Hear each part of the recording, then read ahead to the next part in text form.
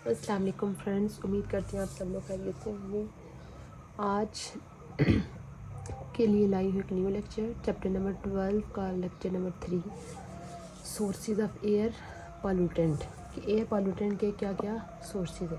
सबसे पहले हम देखेंगे कि एयर पॉल्यूटेंट होते क्या हैं। एयर पॉल्यूटेंट, जैसे कि पिछले लेक्चर में हमने देखा था कि हमने एक ड्राई एयर की कंपोजिशन देखी थी कि वो चीज़ें जो पहले से फ़ज़ा में मौजूद हैं नेचुरली, उनके अलावा जब एक्स्ट्रा मटेरियल जो कि हमारे माहौल के लिए नुकसानदा होते हैं वो जब फ़ज़ा में शामिल हो जाते हैं तो वो क्या कंसीडर होते हैं, एयर पॉल्यूटेंट्स। ठीक है, एयर पॉल्यूटेंट्स क्या होंगे, हार्मफुल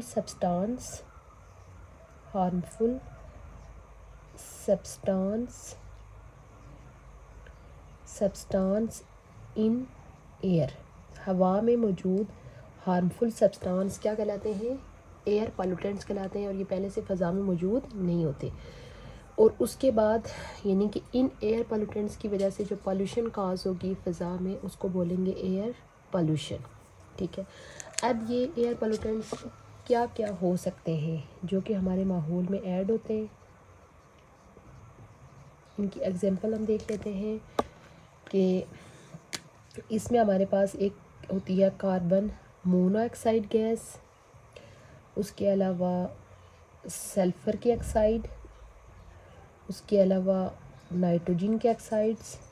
ठीक है, ये हमारे पास 3 मेन जो है वो एयर पॉल्यूटेंट्स हैं, carbon monoxide, oxides of sulphur and oxides of nitrogen. One by one in सब के सोर्सेज देखेंगे। सबसे पहले हम देखेंगे कार्बन डाइऑक्साइड के बारे में। कार्बन डाइऑक्साइड का क्या फार्मूला होता है, CO2। कार्बन डाइऑक्साइड के बारे में जैसे मैंने आपको पीछे भी बताया था कि ये फ़ज़ा में अगर हम इसकी नेचुरली कंसनट्रेशन की बात करें तो वो 0.03% होती है।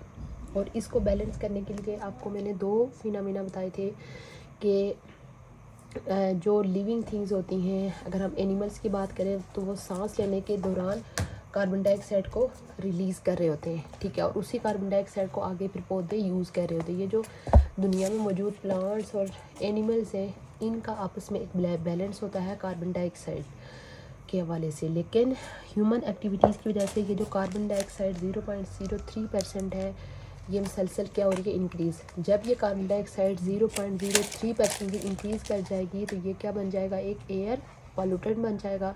आगे फिर ये एयर पॉल्यूशन काज करेगा।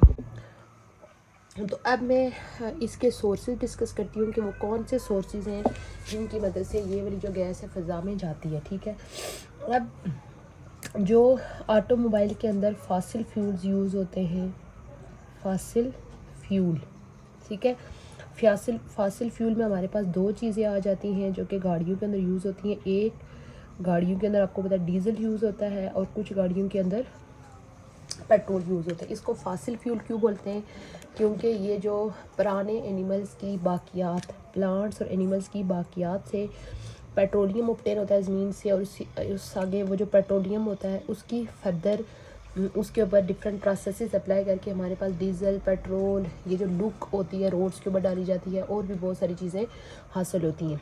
उनमें ये जो हमारे पास गाड़ियों के अंदर डीज़ल और पेट्रोल यूज़ होता है, इनके अंदर कौन से कंपाउंड होते हैं, कार्बन के कंपाउंड होते हैं। कार्बन कंपाउंड्स का मतलब यह है कि कोई ऑर्गेनिक कंपाउंड्स होते हैं। ठीक है, तो गाड़ियों के अंदर जब इस फॉसिल फ्यूल की बर्निंग होती है तो बर्निंग के लिए आपको पता है कि कौन सी गैस यूज़ होती है, ऑक्सीजन यूज़ होती है। किसी भी चीज़ को के जलने में किसका रोल होता है, ऑक्सीजन का रोल होता है। अब इनकी बर्निंग से गाड़ी को क्या मिलती है, एनर्जी मिलती है, और जिससे भी गाड़ियाँ चलती हैं। आपने देखा होगा कि गाड़ियों की बैक साइड से एक धुआं निकल रहा होता है ब्लैक कलर का, उसमें असल वो जो उनकी कंबेशन से, बर्निंग से एक गैस प्रोड्यूस होती है वो होती है कार्बन डाइऑक्साइड गैस। और ये जो कार्बन डाइऑक्साइड गैस है ये तब प्रोड्यूस होती है जब हवा में बहुत ज़्यादा ऑक्सीजन मौजूद होती है। यानी आप समझ लें कि फॉसिल फ्यूल में मौजूद कार्बन के कंपाउंड की जब कंप्लीट कंबेशन होगी, मुकम्मल तौर पर बर्निंग होगी, तो हमारे पास कौन सी गैस बनेगी, कार्बन डाइऑक्साइड गैस बनेगी। और साथ में हमारे पास क्या बनेंगे, water vapours.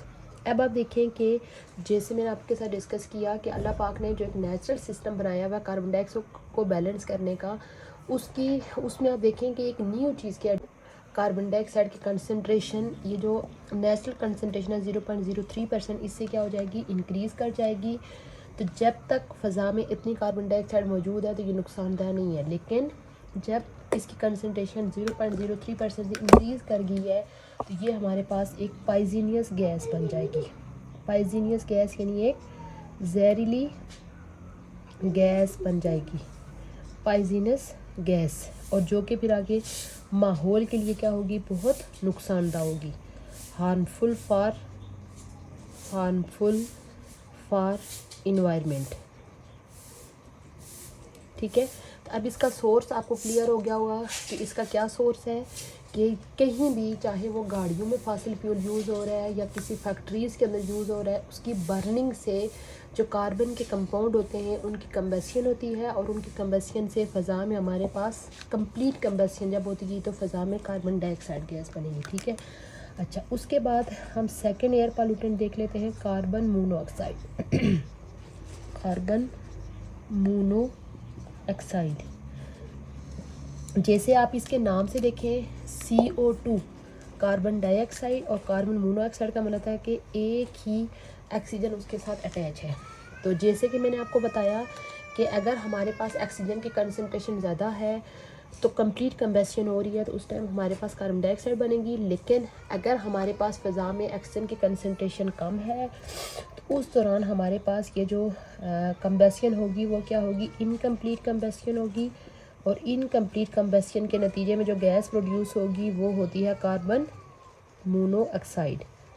Incomplete कंबेशन of fuel, जब फ्यूल की इनकम्प्लीट कंबेशन है तो क्या चीज़ प्रोड्यूस हो रही है, कार्बन मोनोऑक्साइड गैस प्रोड्यूस। ये भी वही जो फॉसिल फ्यूल की कंबेशन होती है तो उसमें मौजूद कार्बन कंपाउंड की इनकम्प्लीट कंबेशन, यानी कि due to low supply of air या ओवरऑल यानी बहुत कम वहाँ पे ऑक्सीजन मौजूद है। ठीक है, उसके अलावा ये जो कार्बन मोनोऑक्साइड गैस है, अगर हम इसका कलर देखें तो ये बिल्कुल कलरलेस गैस होती है, कलरलेस होती है, इसका कोई कलर नहीं होता और ना ही इस गैस की कोई खुशबू होती है, कलरलेस और आर्डरलेस गैस होती है। लेकिन ये इंतहाई जो है वो नुकसानदा गैस है। अगर आप मुसलसल एक कमरे में, ऐसे कमरे में सांस ले रहे हैं जहाँ पे ये कार्बन मोनोऑक्साइड गैस मौजूद है तो आपकी कार्बन मोनोऑक्साइड गैस कलरलेस और आर्डरलेस होती है। ठीक है, अच्छा, उसके बाद ये भी एक और याद रखें कि जब कार्बन कंपाउंड की इनकम्प्लीट कंबेशन होती है तो उस दौरान कार्बन मोनोऑक्साइड गैस के साथ साथ, ठीक है, उसके अलावा एक और, यानी आप समझ लें कि ये इसी के साथ जब इनकम्प्लीट कंबेशन होती है तो हमारे पास माइक्रोस्कोपिक पार्टिकल्स प्रोड्यूस होते हैं, माइक्रोस्कोपिक पार्टिकल्स ऑफ सॉलिड और लिक्विड मैटर।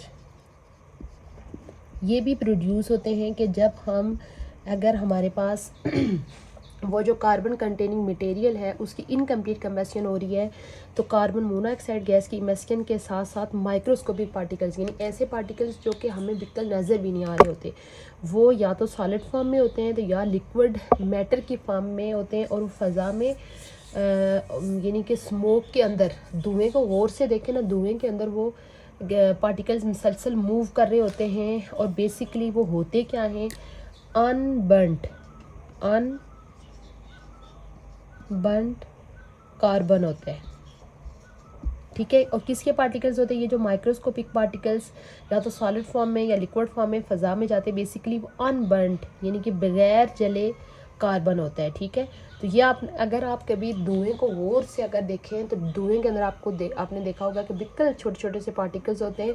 तो ये पार्टिकल्स भी इंतहाई ख़तरनाक होते हैं। जब आप इस तरह के माहौल में सांस लेते हैं तो ये पार्टिकल्स आपकी बॉडी के अंदर चले जाते हैं, फिर उससे आगे जो लंग्स होते हैं वो डिस्ट्रॉय हो जाते हैं और इवेंचुअली बंदे की डेथ हो जाती है।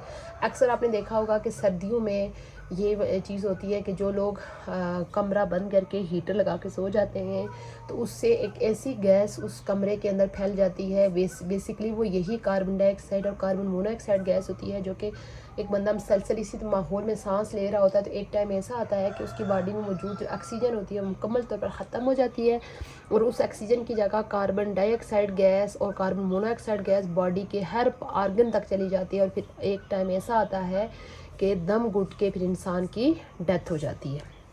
अच्छा, उसके बाद तीसरा एयर पोल्यूटेंट है मीथेन, जिसका फार्मूला होता है CH4। ठीक है, अब इसके अगर हम सोर्सेज की बात करें कि ये कैसे फ़ज़ा में जाता है, ये एक जाता है decomposition of vegetation, decomposition of vegetation,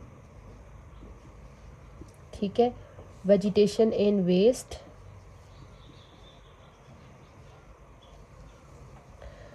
अच्छा वेजिटेशन और वेस्ट के अक्सर आपने देखा होगा कि जब किसी प्लांट या किसी एनिमल की डेथ हो जाती है, ठीक है, तो उसको प्लांट को तो हम इतना लंबे अरसे तक के लिए रखता ही नहीं है कोई। अगर कोई प्लांट इस तरह से गिर जाता है तो अगर हम अपने कश्मीर की बात करें तो उसको काट के उससे फिर लकड़ियाँ बनाई जाती हैं, उसको जला दिया जाता है, ठीक है। लेकिन अगर हम जंगलात में देखें, जंगलों में अगर कोई दरख्त गिर जाए तो उसको अगर वहाँ से कोई पिक नहीं कर रहा तो वो उधर ही ज़मीन पे पड़ा पड़ा पड़ा आप समझ लें कि एक टाइम ऐसा आएगा कि वो गल सड़ जाएगा।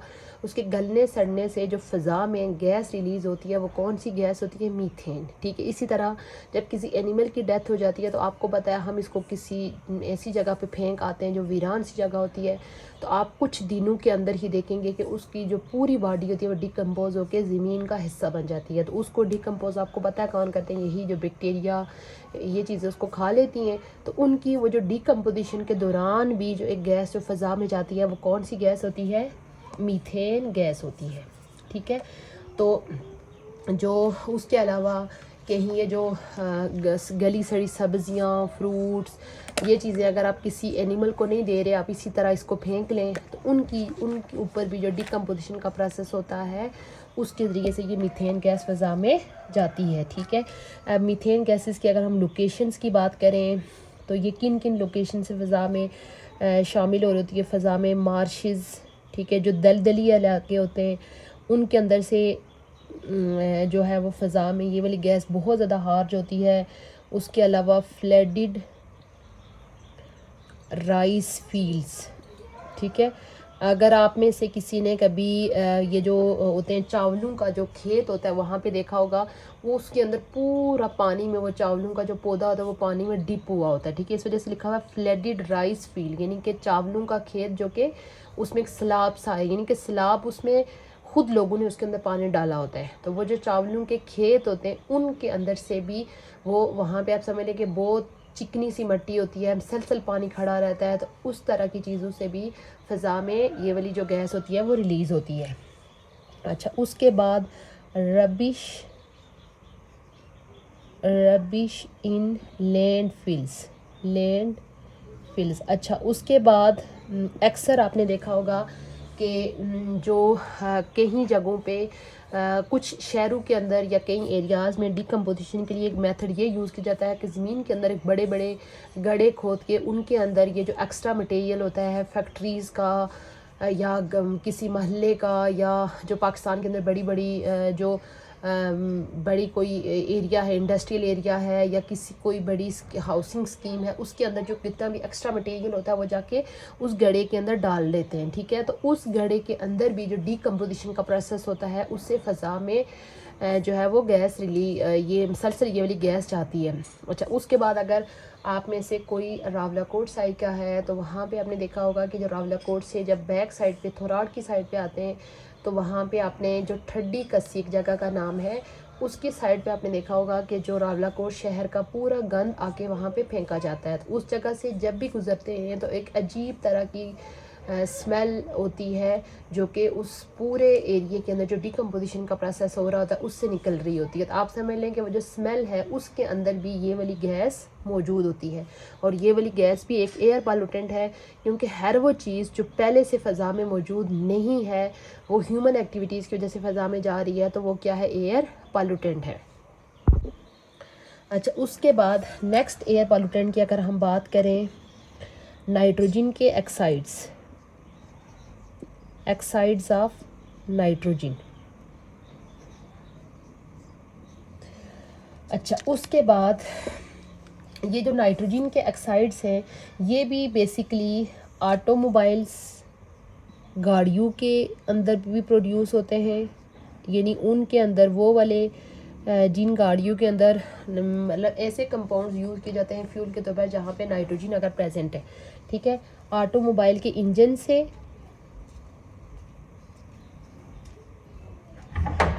या केमिकल फैक्ट्रीज़ के अंदर, केमिकल फैक्ट्रीज़, ठीक है, यानी कि ऑटोमोबाइल का इंजन जहाँ पे वो ऐसे कंपाउंड को यूज़ कर रहे हैं उस इंजन के अंदर जिसके अंदर नाइट्रोजन के कंपाउंड हैं, या कोई केमिकल फैक्ट्रीज़ जो कि बहुत हाई टेम्परेचर के ऊपर काम कर रही होती हैं, ठीक है, work at high temperature, work at high temperature. आपको पता है कि केमिकल इंडस्ट्रीज़ में डिफरेंट तरह की चीज़ें बनाई जाती हैं। ये जो आप घर में जितनी भी चीज़ यूज़ करते हैं, सोप, डिफरेंट तरह की क्रीम, शैम्पू, कॉस्मेटिक्स का मटेरियल, उसके अलावा जो बाकी हम अपने बेकरी के आइटम्स हो गए, जो कितनी चीज़ें जो हम अब मार्केट से ख़रीदते हैं वो ये कहीं ना कहीं किसी न किसी फैक्ट्री के अंदर प्रिपेयर होती हैं। तो ऐसी फैक्ट्रीज जिनके अंदर नाइट्रोजन के कंपाउंड यूज़ किए जा रहे हैं, ठीक है, तो वहाँ से ये गैसेस फ़ज़ा में जाती हैं। यानी कि वो जो गैसेस फ़ज़ा में जाएंगे उसके अंदर हमारे पास नाइट्रोजन के ऑक्साइड्स भी शामिल होते हैं, ठीक है। तो पहले जब फ़ज़ा में ये जाते हैं तो आपको बताया कि इन कंपाउंड्स की भी इंडस्ट्रीज़ के अंदर बर्निंग होती है। तो बर्निंग हमेशा याद रखें कि किसकी मौजूदगी में होती है, ऑक्सीजन की मौजूदगी में होती है। तो कोई नाइट्रोजन का अगर कोई कंपाउंड यूज़ कर रहे हैं तो वो जब वो गैस निकलेगी तो फ़ज़ा में मौजूद ऑक्सीजन के साथ मिलके हमारे पास क्या बनाएगी, नाइट्रोजन का ऑक्साइड बनाएगी, ठीक है। अब ये जो नाइट्रोजन का ऑक्साइड फ़ज़ा में हार हो रहा है ये फर्दर फ़ज़ा में मौजूद ऑक्सीजन के साथ रिएक्शन करेगा, हमारे पास NO2 भी बना लेगा, ठीक है। इसलिए देखिए मैंने ओवरऑल लिखा हुआ है NOx, यानी नाइट्रोजन के दो तरह के ऑक्साइड्स फ़ज़ा में प्रेजेंट होते हैं। एक हमारे पास NO नाइट्रोजन ऑक्साइड और NO2 नाइट्रोजन डाइऑक्साइड, ठीक है। अब ये दोनों गैसेस नाइट्रोजन ऑक्साइड और नाइट्रोजन डाइऑक्साइड ये पहले से फ़ज़ा में मौजूद नहीं है क्योंकि हमने ड्राई एयर की कंपोजिशन में इस तरह की किसी गैस का जिक्र नहीं पड़ा था। तो इसी वजह से ये दोनों क्या है, एयर पॉल्यूटेंट हैं और ये माहौल के लिए बहुत ज़्यादा नुकसानदा होते हैं। अच्छा, उसके बाद अगर हम फिफ्थ वन देखें, जैसे मैंने स्टार्ट पे मेंशन किया था एक्साइड्स ऑफ सल्फ़र, जिस तरह से नाइट्रोजन के दो ऑक्साइड फ़ज़ा में शामिल हो जाते हैं इसी तरह ऑक्सीजन के भी हमारे पास दो ऑक्साइड्स जो हैं वो फ़ज़ा में शामिल हो जाते हैं। सेम इसी तरह वो फॉसिल फ्यूल, ठीक है, जिसके अंदर हमारे पास कुछ फॉसिल फ्यूल्स ऐसे होते हैं जहाँ पे सल्फ़र को यूज़ किया जाता है। कंबस्शन ऑफ फॉसिल फ्यूल, ठीक है। अब वो कौन कौन से फॉसिल फ्यूल हो सकते हैं, इसमें हमारे पास कोयल हो सकता है, कोयल की burning, petroleum products and natural gas इनकी कंबस्शन से यानी कि वो फॉसिल फ्यूल इनके अंदर कहीं ना कहीं सल्फ़र का कोई कंपाउंड मौजूद होगा, ठीक है। यानी कि सल्फ़र कंटेनिंग कोयल, सल्फ़र कंटेनिंग पेट्रोलियम या सल्फ़र कंटेनिंग नेचुरल गैस। अब इनकी जब कंबस्शन होगी जिनके अंदर सल्फ़र जो है वो एज आ इम्प्योरिटी के तौर पर मौजूद है, तो अगर सल्फ़र को ट्रीटमेंट करके इन फॉसिल फ्यूल के अंदर से नहीं निकाला गया होगा तो जब यही फॉसिल फ्यूल आगे गाड़ियों के अंदर, फैक्ट्रीज़ के अंदर यूज़ किए जाएंगे तो फ़ज़ा में फिर हमारे पास यानी कि एक गैस शामिल होगी सल्फ़र के ऑक्साइड्स की फॉर्म में, ठीक है जी। जब सल्फ़र गैस निकलेगी तो सेम ये ऑक्सीजन के साथ रिएक्शन करके हमारे पास क्या बना लेगा, सल्फ़र डाइऑक्साइड, ठीक है। अब ये जो सल्फ़र डाइऑक्साइड होता है ये भी बहुत टॉक्सिक गैस है, तो ये फर्दर ऑक्सीजन के साथ रिएक्शन करके हमारे पास एक और गैस बना लेगी, सल्फ़र ट्राइऑक्साइड। तो अब देखें सल्फ़र के भी दो ऑक्साइड्स हैं जो कि पहले से फ़ज़ा में मौजूद नहीं है, जिसमें हमारे पास सल्फ़र डाइऑक्साइड हो गया और दूसरा हमारे पास क्या होगा, सल्फ़र ट्राइऑक्साइड होगा। तो जब ये भी फ़ज़ा में शामिल हो जाएंगे तो ये भी फिर जो एनिमल्स ज़मीन के ऊपर रह रहे हैं उनके लिए इंतहाई नुकसानदा होंगे। अच्छा, उसके बाद 6 और लास्ट सोर्स है ozone, ground level ozone O3। ये भी ऑक्सीजन की एक एलोट्रॉपिक फॉर्म है। ऑक्सीजन आपने देखा होगा कि ऑक्सीजन का फार्मूला होता है O2, तो ये ऑक्सीजन की ही एक फॉर्म है ओजोन O3। ओजोन बेसिकली हमारे ज़मीन के अराउंड जो है वो अल्लाह पाक ने एक नेचुरली एक आप समझ लें कि एक शील्ड सी रखी हुई है जो कि सूरज की हार्मफुल रेडिएशन को ज़मीन पर आने से रोकती है। लेकिन ह्यूमन एक्टिविटीज़ की वजह से ये जो शील्ड नेचुरली अल्लाह पाक की तरफ से बनी हुई है ये मुसलसल वीक होती जा रही है। इसी वजह से आपने देखा होगा कि हर साल जो वेदर है ओवरऑल एक्सट्रीम लेवल पे जा रहे हैं। सर्दी होती है तो हर पिछले साल की निस्बत शदीद किस्म की सर्दी होती है, और गर्मी होती है तो हर पिछले साल की निस्बत शदीद किस्म की गर्मी होती है। क्योंकि वो जो अल्लाह पाक ने नेचुरल एक सिस्टम रखा था ओजोन की शील्ड बना के, वो ह्यूमन एक्टिविटीज़ की वजह से मुसलसल वीक होता जा रहा है। इसी वजह से जो वेदर कंडीशंस होते हैं वो मुसलसल एक्सट्रीम पे जा रही हैं। अब ये जो ओजोन है, जैसे हमने पीछे सारे तकरीबन हमने देखा कि carbon dioxide, carbon monoxide, methane, oxides of nitrogen और ऑक्साइड्स ऑफ सल्फर, ये सारे जो है वो ऑटोमोबाइल के अंदर जो फासिल फ्यूल यूज़ होते हैं या फैक्ट्रीज़ के अंदर जो फासिल फ्यूल यूज़ होते हैं उनकी कंबेशन से फ़ज़ा में ये गैसेस शामिल हो रही हैं। लेकिन ये जो गैस है हमारे पास ओजोन, ये डायरेक्टली फ़ज़ा में ऑटोमोबाइल से या फैक्ट्रीज से फ़ज़ा में नहीं जाती, ठीक है। यानी कि फ़ज़ा ये जो चीज़ें पिछले सारे सोर्सेज की जो रीज़न्स हैं इनके ऑक्साइड्स का फ़ज़ा में जाने का, तो इसका जो है वो ये सोर्स नहीं है कि ऑटोमोबाइल या फैक्ट्रीज़ के थ्रू से ये जाए, बल्कि ये फ़ज़ा में मौजूद जो नाइट्रोजन के ऑक्साइड्स हैं, यानी कि ये कौन से दो केमिकल्स के आपस में रिएक्शन से बनते हैं, एक तो नाइट्रोजन के ऑक्साइड NOx, ठीक है, और दूसरा हमारे पास volatile organic compound. Volatile organic compound क्या होते हैं इसका मैं आपको अभी बताती हूँ। वोलेटाइल ऑर्गेनिक कंपाउंड, अच्छा, ऑर्गेनिक कंपाउंड इस तरह के होते हैं कि इनकी ओवरऑल की स्टेबिलिटी बहुत कम होती है। आप किसी भी ऑर्गेनिक कंपाउंड को ओपन एयर में रखते हैं तो वो इतना लेस स्टेबल होता है कि वो उड़ के फ़ज़ा में चला जाता है। तो आपने देखा होगा कि जैसे आप पेट्रोल और डीज़ल को ओपन एयर में रखें तो कुछ टाइम बाद वो उड़ के फ़ज़ा में चले जाते हैं। इसी तरह कोई भी ऑर्गेनिक कंपाउंड उठा लें जिसमें acetone, ethyl, di ethyl ether, कोई भी ऑर्गेनिक कंपाउंड जो होता है वो उसका उनके जो बॉइलिंग पॉइंट होते हैं वो इतने लो होते हैं कि आप उनको ओपन एयर में रखें तो वो फ़ज़ा में चले जाते हैं। तो ऐसे कंपाउंड जिनकी बॉइलिंग पॉइंट लो होने की वजह से स्टेबिलिटी बहुत कम होती है तो वो उड़ के फ़ज़ा में चले जाते हैं।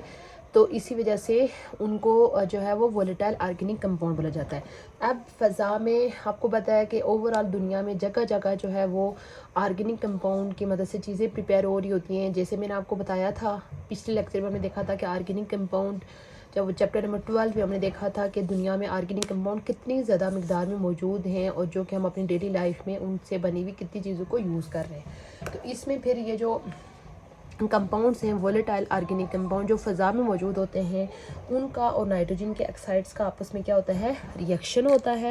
और ये जो रिएक्शन है नाइट्रोजन के ऑक्साइड और वोलेटाइल ऑर्गेनिक कंपाउंड का, ये हमारे पास ये रिएक्शन किसकी मौजूदगी में होता है, सनलाइट की मौजूदगी में होता है, ठीक है। सनलाइट मीन सूरज की रोशनी की मौजूदगी में ये रिएक्शन होता है। और ये कोई सिंगल स्टेप में रिएक्शन नहीं होता कि नाइट्रोजन के ऑक्साइड और वोलेटाइल ऑर्गेनिक कंपाउंड आपस में मिल गए तो एकदम से, बल्कि एक series, complex series of reaction जो होते हैं यहाँ पे होते हैं। और उसके बाद फिर हमारे पास क्या बनता है, ओजोन होता है, ठीक है। ओजोन भी आपको पता है फ़ज़ा में पहले से मौजूद नहीं है और ये भी जो है वो एज आ एयर पॉल्यूटेंट होता है। और फिर ये जो ज़मीन पे मौजूद यानी एक तो ये आउटर स्पेस पे मौजूद है, स्ट्रेटोस्फेयर, ये एटमॉस्फेयर की आज से आगे एक लेयर होती है स्ट्रेटोस्फेयर, उस पे मौजूद होता है, ठीक है।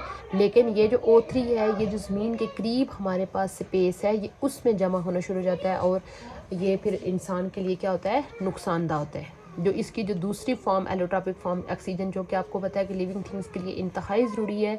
अब यही जो ऑक्सीजन का एलोट्रॉपिक फॉर्म O3 ये फिर एयर पॉल्यूटेंट बन के इंसानों के लिए इंतहाई नुकसानदा गैस हो जाती है। ठीक है, ये था हमारा आज का लेक्चर जिसमें हमने डिफरेंट एयर पॉल्यूटेंट के सोर्सेज को डिस्कस किया। सबसे पहले हमने देखा कि एयर पॉल्यूटेंट होते क्या हैं।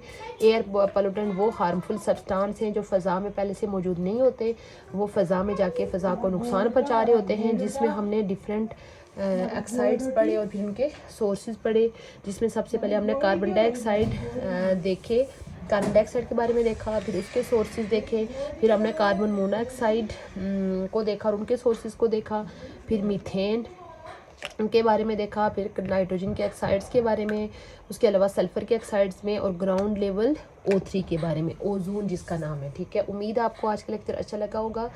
डिटेल में मैंने डिफरेंट एयर पॉल्यूटेंट्स को आपके साथ डिस्कस किया कि किस तरीके से ये एयर पॉल्यूटेंट फ़ज़ा में शामिल हो रहे हैं। उम्मीद है आपको आज का लेक्चर अच्छा लगा होगा। अगर चैनल पे पहली दफ़ा आए हैं तो प्लीज़ चैनल को सब्सक्राइब कर लीजिए और अपने दोस्तों के साथ भी शेयर कीजिए। इंशाल्लाह बहुत जल्द मैं न्यू टॉपिक के साथ हाज़िर होंगी। तब तक के लिए अल्लाह हाफ़िज़।